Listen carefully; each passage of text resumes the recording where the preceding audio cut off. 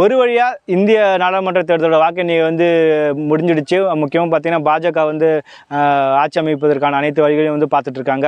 இதில் வந்து தமிழ்நாட்டை பொறுத்த வரைக்கும் பார்த்தா தமிழ்நாடு ப்ளஸ் புதுச்சேரி ரெண்டுத்தையும் சேர்த்து 40க்கு 40 வந்து காங்கிரஸ் திமுக கூட்டணி வந்து ஜெயிச்சிருக்காங்க. இந்த விஷயம் வந்து எல்லாருக்குமே உங்களுக்கு தெரிஞ்சிருக்கும்.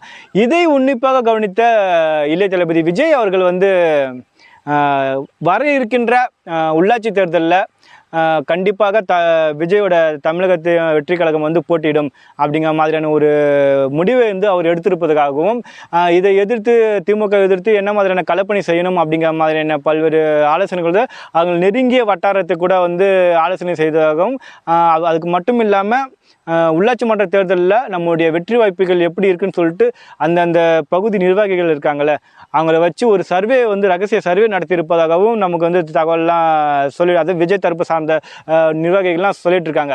இதனால் விஜய் வந்து இப்போ நடக்க இருக்கின்ற உள்ளாட்சி மன்ற தேர்தலில் அவர் போட்டியிடுவார் அப்படிங்கிற மாதிரி, அதாவது தமிழக வெற்றி கழகம் வந்து போட்டியிடும் அப்படிங்கிற ஒரு சூழ்நிலை தான் வந்துட்டு இருக்கு.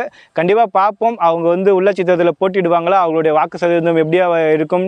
அது மட்டும் இல்லாமல் ஜூலை 22 வந்து அவருடைய பிறந்த நாள் அப்படின்னு நினைக்கிறோம்.